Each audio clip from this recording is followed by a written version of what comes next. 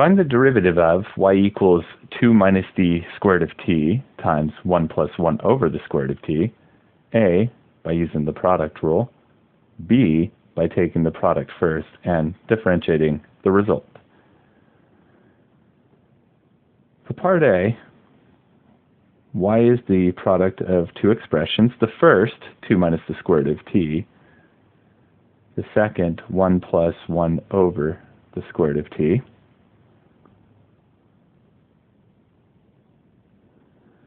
I'm going to rewrite the square root of t as t to the first power over second root t to the 1/2. That will make it easier for taking the derivative. And that holds true for the square root of t in the denominator of the second expression. Now, one more step, I'm going to rewrite the second expression as 1 plus, I'm going to move the t to the numerator so that I can use the power rule.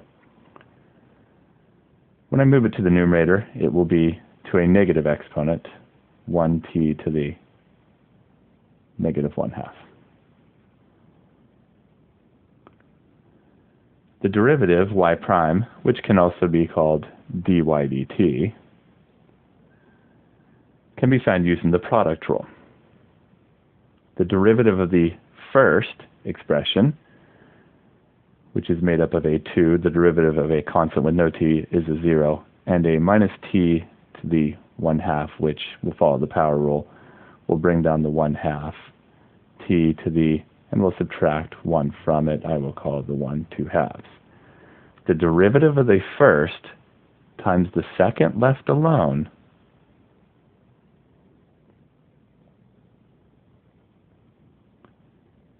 plus the first left alone times the derivative of the second. The second expression has a 1, derivative of a constant with no t is a 0, and the second term of the second expression will follow the power rule, bring the power down, negative 1/2, t to the subtract 1 or 2/2 from the exponent. So y prime, or dy dt, equals to negative 1/2 t to the 1 minus 2, negative 1/2, times 1 plus t to the negative 1/2, plus 2 minus t to the 1/2, times negative 1/2 t to the negative 1 minus 2 negative 3/2. My next step, I'm going to distribute this into here and this into here. When we distribute and we have t's multiplying, we add their exponents. Everything is already over halves for the exponents, so we are good for that. Let's go ahead and distribute. So a negative 1/2 t to the negative 1/2 times 1, negative 1/2 t to the negative 1/2.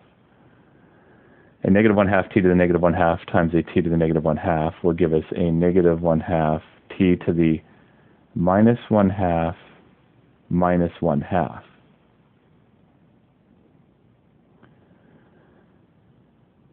Now I'll distribute into the second expression. So I have a negative 1/2 t to the negative 3/2 times a 2. That will be a negative 2/2.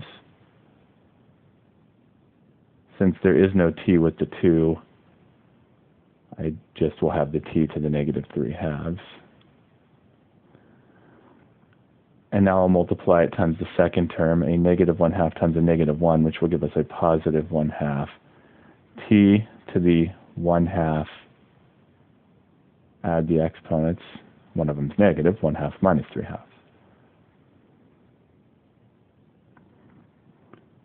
So y prime, or dy dt, is equal to, we have a negative 1/2 t to the negative 1/2. We have a negative 1/2 t to the negative 2/2, or negative 1. We have a negative 2/2, which is a negative 1, t to the negative 3/2, and we have a 1/2 t to the 1 minus 3, which is negative 2/2, or negative 1. The t to the negative 1 powers actually will cancel. We have a negative 1/2 and a positive 1/2, and these can cancel with each other. I'm now going to rewrite these negative exponents by moving them to the denominator. They will then be a positive exponent. So that first term will be negative 1 over 2t to the positive 1/2. And that second term remaining will now be a negative 1 over t to the positive 3/2. T to the 1/2 is the t to the first power and then square root, so square root of t. And we can rewrite this as minus 1 over 2 square root of t, and then minus 1 over t to the 3/2. So there's our derivative. Another option for part B is to take the product first and differentiate the result of that. So y is 2 minus the square root of t times 1 plus 1 over the square root of t. To take the product, we're going to FOIL this out. First, 2 times 1 is 2. Outside, 2 times 1 over square root of t will be 2 over the square root of t. Inside, negative square root of t times 1 is negative square root of t. And last, negative square root of t times 1 over the square root of t is negative square root of t over square root of t. That last term, those square root of t's can cancel, leaving you with a negative 1. That negative 1 can combine with the 2 to give us 1. And then the 2 over the square root of t, I'm going to rewrite as a t to the 1/2. Since we have to take the derivative, we're going to want a fractional exponent. It's in the denominator right now. And then we have minus the same thing, t to the 1/2. T to the first power and then square root. That middle term, I'm going to bring that t to the numerator and write it as a negative exponent. So I will have 1 plus 2t to the negative 1/2 minus t to the positive 1/2. Since these terms are combined by addition or subtraction, we can take the derivative of each of the terms separately and add or subtract the results accordingly.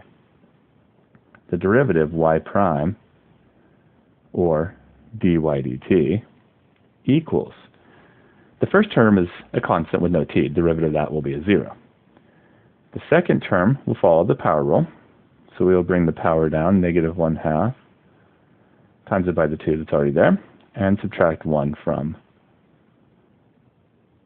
the power, which I will call minus 2/2.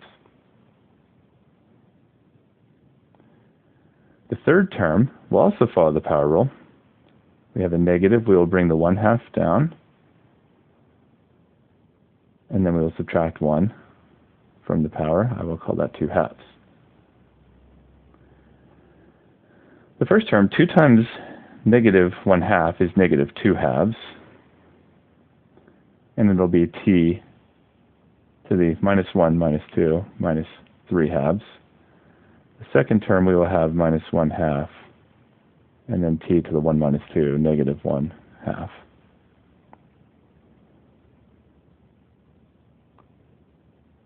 The 2/2 can be canceled for the first term, and we will call that negative 1. So we have negative t to the negative 3/2 minus 1/2 t to the negative 1/2.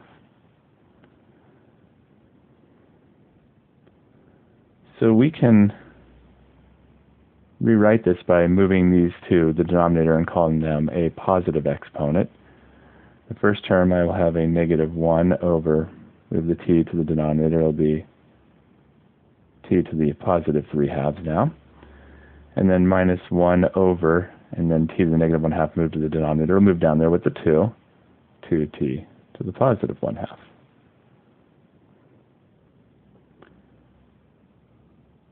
The only other thing I can do here is rewrite the positive 1/2 as the square root of t, so negative 1 over 2 squared of t. The order that we write these doesn't matter. They just have to keep their signs. They're both negative. So you can write the second term first and the first term second if you wish, just so we can compare it to our results from part A. They should match no matter which way you go about finding the derivative.